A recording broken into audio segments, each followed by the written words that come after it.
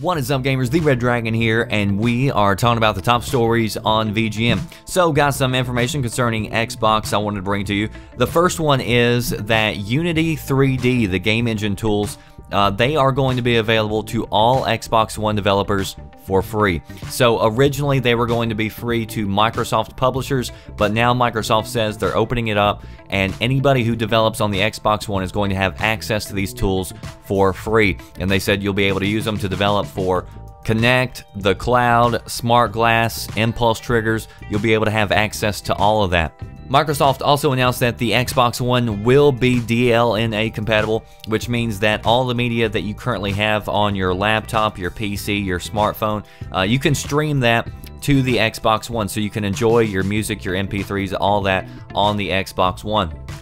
Now, as far as music is concerned, both Sony and Microsoft have their own music streaming services that they are trying to push, and they would rather you use those. Now, I told you on the PlayStation 4, if you want to listen to music in the background, you have to subscribe to Music Unlimited currently. Now, that's the way it currently is set up. That could change in the future. Xbox has Xbox Music, which is their streaming service that you can use. You also have to subscribe to it to listen to music in the background. But I think the Xbox has a little bit more leeway currently as it stands, but I want some confirmation on this, okay? So with the Xbox One, they mentioned snapping. You can have multiple apps running in the background. So the way Xbox 360 currently is, it has a ton of apps that you can use. It has iHeartRadio, it has Last.fm. So there are currently apps where you can listen to free music. My question is, can you snap those apps in the game while you're playing? And if you can, that of course would bypass the Xbox Music and you could work your way around. But this is one area where there's not a whole lot of information out here. So I hope that journalists will go forward and ask Microsoft these questions, these direct questions, and find out whether or not this is indeed possible. I just don't see how it wouldn't be, especially since you can pull up the internet while you're playing. But before I leave, I do want to address one more thing. The other day I posted up a video about the PS4 DLNA, and I caught a lot of help for it because a lot of people said that video was already old. Sony's already announced a patch that's going to fix the DLNA.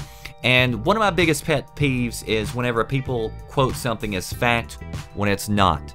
Sony has not announced any patch coming for DLNA as of the time that I am recording this commentary.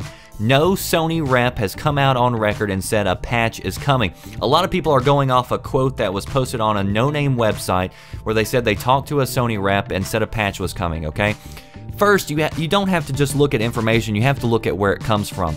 If it's only being reported on a no-name website, why would a Sony rep tell them but not tell IGN, Joystick, Kotaku, all of the other main websites? Why would Yoshida not announce it on Twitter that it's coming?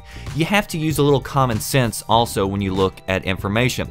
So there has not been a patch announced yet for the DLNA for PS4. If it is, then I'll be sure to tell you about it, and there is definitely a possibility that it will come. Like I mentioned, rumors are really easy to just come up and make out of thin air, especially if you're trying to make an educated guess. My educated guess is that Sony will eventually remove this restriction, and they'll pull a 180, and they'll allow you to play your media on the PS4 without paying for it.